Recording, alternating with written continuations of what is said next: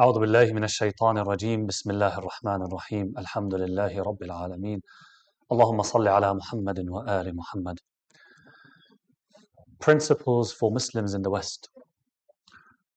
The West is generally said to be an environment that is usually not so favorable towards Islam. Muslims in the West generally face different, if not clashing, values, different, if not clashing, ways of life in terms of our day-to-day, in terms of relationships, in terms of the worldview around us. We see a certain clash between what we believe and what the environment around us believes, or how we behave or how we want to behave, and the environment around us maybe pushes us to behave. In terms of behaviors, eating, drinking, how we talk, how we walk, how we live our days. The core point of the issue is that when I'm a Muslim and when I live in such a context, naturally I might be attracted to these things around me that are clashing with my values. I might be influenced. I might be impacted by these. I might then feel inclined that I want to conform. And it might be a natural response. Usually we get accustomed to the environment around us. We are influenced by it and we influence it as well. So this is something that is inevitable to a certain extent. And so because we don't want to feel we are an anomaly in the environment around us. And you would notice sometimes some people, if they have not been brought up maybe in the West, if they come from different countries, they come to the West, and maybe they meet friends from their origin or from their home country, their friends would notice in them, well, you've changed, you've become a Westerner. Why? Because of the way you talk, because of, for example, there are some certain thoughts in you that changed, and so on. I know, for example, there are some areas or places in Lebanon where I come from. It is perfectly normal that people just show up at your home, knock on your door to visit you anytime. Right? Here, no. You're expecting that what? You should call first, you should arrange an appointment, days before maybe. So there are these kind of formalities that start taking place. In terms of marriage, for example, what are the expectations of Islam in terms of marriage? What are the foundations of marriage? And what's the environment that we live in the West? How do they view marriage? Relationships also. What are the boundaries? Are there any boundaries that the Western cultures, for example, force or expect in terms of relationships? There might be also a difference there. There might be a clash. In terms of the Westerner lifestyle that gets marketed to us. You've heard of that expression, of that word, the American dream, for example. It gets kind of pushed into the minds of people. Marketing. In terms of politics, political life, the pressures that we feel, the Islamophobia that we might be facing, or accusations of anti-Semitism, or the harassment that some people face because of opinions that they share in terms of public affairs, political opinions, activism. You see this speaker, that speaker get banned or get prosecuted. Why? Because they expressed, for example, opinions supporting the oppressed people in the world. Palestine, Lebanon, Iraq, Pakistan, different places, Brazil, Mexico, wherever that may be. So, and such pressures might put some people, might push them actually to take a position of what? Okay, look, let me let go of my appearance, let me let go of my hijab, let me take off my hijab, for example, shave my beard, change the way I wear, because I don't want to succumb to these pressures, or I succumb to these pressures, but I don't want to, be labeled. I don't want to be harassed anymore. I want to strip my appearance from my Muslim identity, for example. Some people might be pushed into that corner. In terms of the economical lifestyle, if you want to be financially successful, you might have to be what? Involved in certain transactions that are prohibited, involved in certain businesses that are haram, that are wrong. Alcohol industry, gambling industry, usury, riba, these things. So if you want to be successful as a Muslim, you face these difficulties and these challenges. So what I want to say is that Muslims in the West generally, they might feel this constant clash. The deen, their faith takes them one way, but sometimes the culture around them in the West pushes them or pulls them towards the other side. And there might be this constant clash. And this is heavy. This is very, very difficult. People might be faced with options of what? Either that we leave the West, or no, we stay, But if they stay, also there are issues. Either that I let go of my faith, relax my deen, or that, for example, we start living in ghetto-like communities, underground communities, isolated, no interaction whatsoever with the surrounding community that is non-Muslim. So it's a difficult situation. It's not easy or simple to solve. But how can we achieve a life for Muslims in the West that is harmonious to an extent with the environment around us? That's not a clashing, not in a clashing situation. Can we collaborate? Can we be productive? Can we be proactive? Can we have a role in the West? The topic is obviously big and intricate and involves so many levels in terms of, social aspect, educational aspect, the economical, the financial. So it's so intricate, and it's a complex topic. Obviously, it might require, hours and hours and days of lectures, discussions, research, and so on.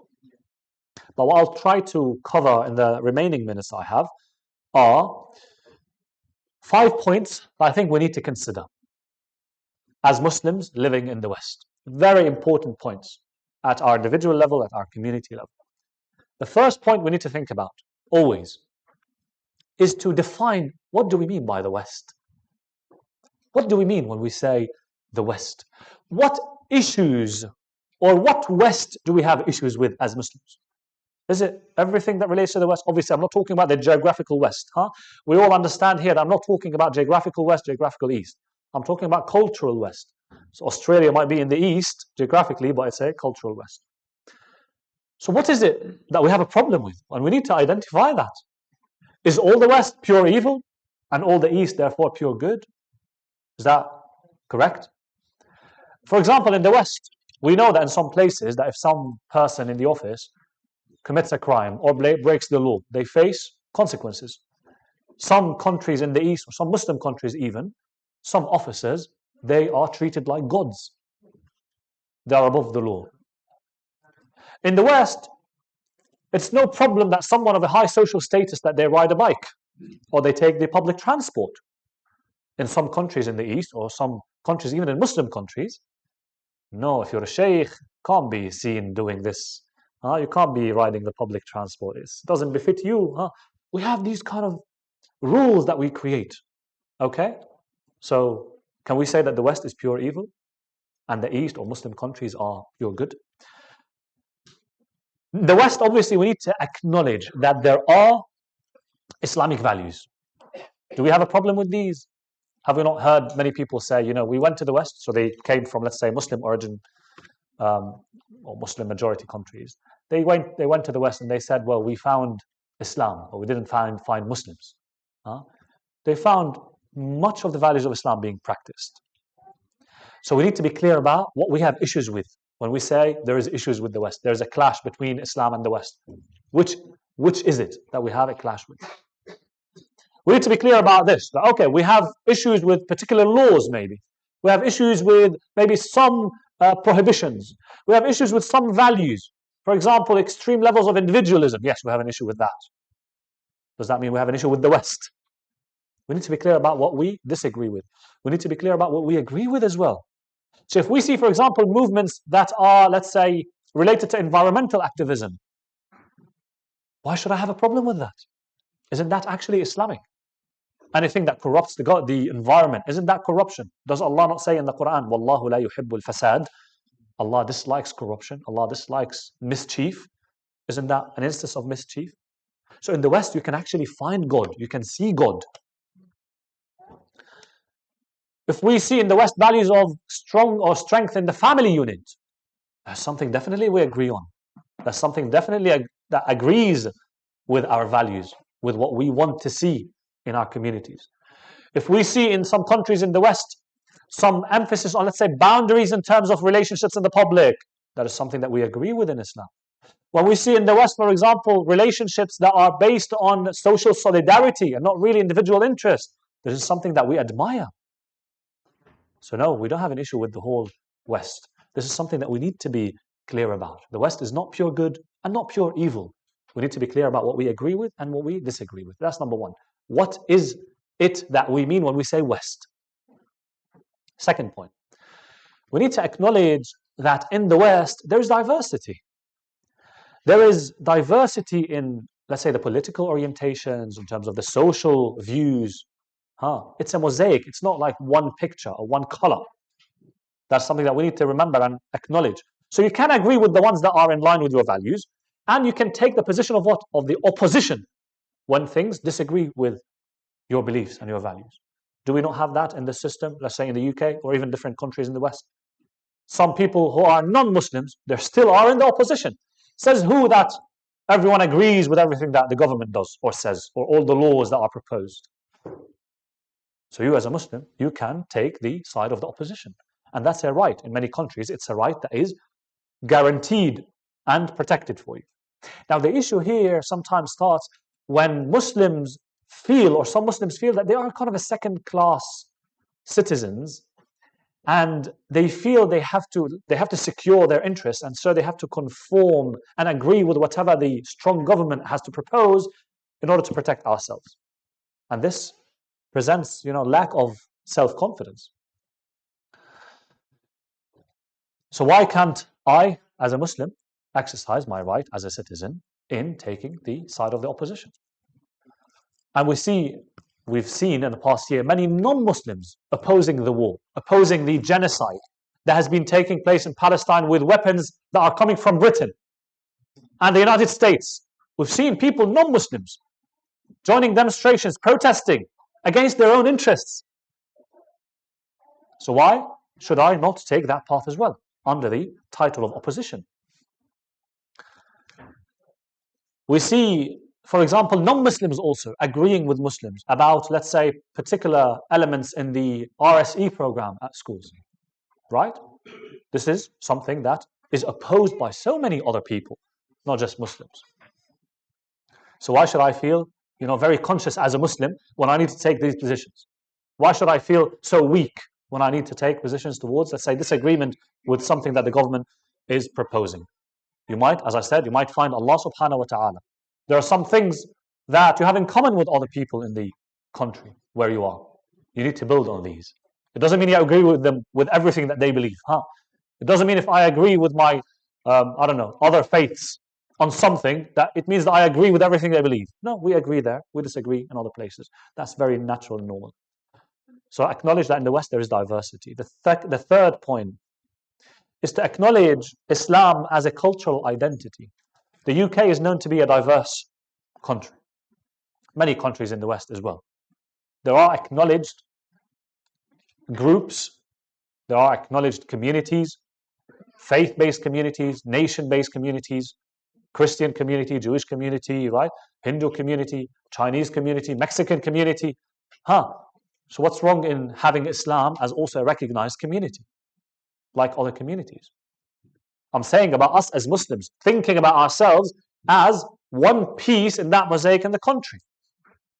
And so it is fine to actually, for your own self, individually in our own selves, to acknowledge that we are a community like all other communities. So we don't have to feel that we have to conform, we have to change our identity, we have to give up things and values so that we are accepted by others, for example. You should be accepted. You should be respected. You don't have to feel you have to compromise your values. And if you feel such that you need to conform and you need to compromise, that is a lack of self-confidence. And that's something we need to work on. And our self-confidence, our confidence in ourselves as a community, as a Muslim community, the foundation of it is our relationship with Allah subhanahu wa ta'ala, our relationship with God. When our hearts are filled with Allah, are filled with God, this gives us the self-confidence that allows us to go out there to the communities, very strong, very proud of our identity, the positive pride obviously, very proud of our identity, and we engage with the others. Knowing or fully aware of the values that we hold. And we are able to engage in dialogue and collaborate. The fourth point, recognize the importance of unity in the Muslim community. There's an English saying that says what?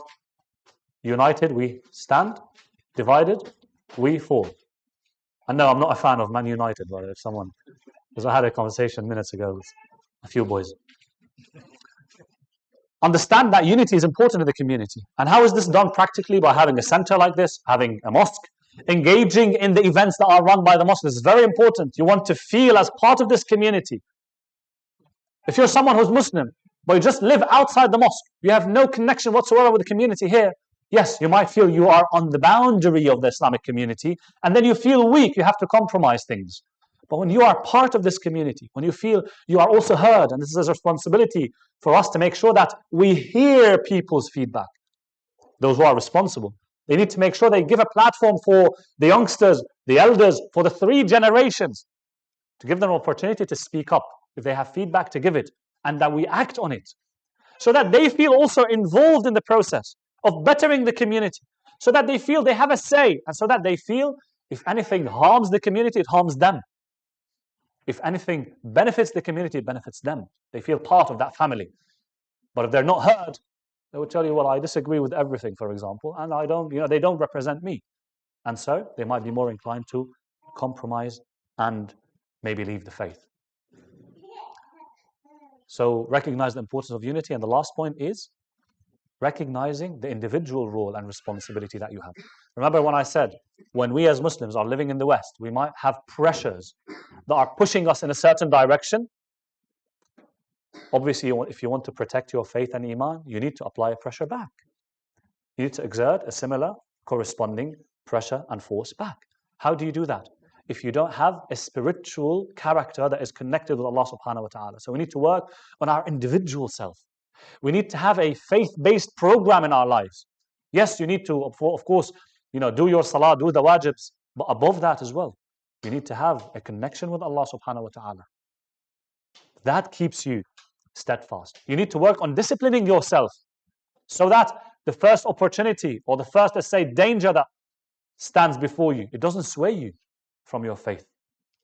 You need to work on your immunity, spiritual immunity. You need to work on your education as well.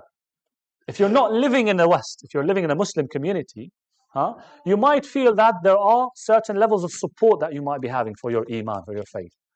But when you lose all that, should you not compensate so that you protect your immunity, you strengthen it? So we should focus on our relationship with Allah subhanahu wa ta'ala. We should focus on our educational program, which is represented mainly by connecting ourselves with the Quran. The Quran is our source of spirituality when we recite it as an act of worship, and is what? Is a source of our education. We're educated by the Quran. It reminds us about the things that mean the most to us. And there's a final note I want to make here, is that it is important for us as a community in the West to try to present alternatives for the people, especially the youngsters. What do I mean alternatives? We have to try to present alternative programs. If out there, music is very attractive, concerts are very attractive, activities of fun, art are very attractive, why can't we present alternative options for them? Meeting at the mosque, playing games in the mosque. Alhamdulillah, tonight we're doing this. That's beautiful. Providing an alternative. Art, right? We have an inclination towards beauty and art. Allah subhanahu wa ta'ala also made us this way. Can we not provide some halal alternative that is permissible? Some people, for example, would object to, why do we have programs like, this voice and this kind of, imitating other programs? Why should we do this? We shouldn't be imitating. Well, look at the positive side of it. It's providing an alternative for people, for what? Those who have a musical ear, to listen to something that is permissible, that is halal. It takes you maybe closer to Allah subhanahu wa ta'ala. So we need to work on these more, providing alternatives for our youth most importantly, and for the community. Alternatives to whatever is out there that might be attracting them to the impermissible. These are thoughts I thought to share with you, inshallah, that may help us to live a life that is effective, to be effective Muslims, productive Muslims in the West. Walhamdulillahi Rabbil Alameen. Salawat.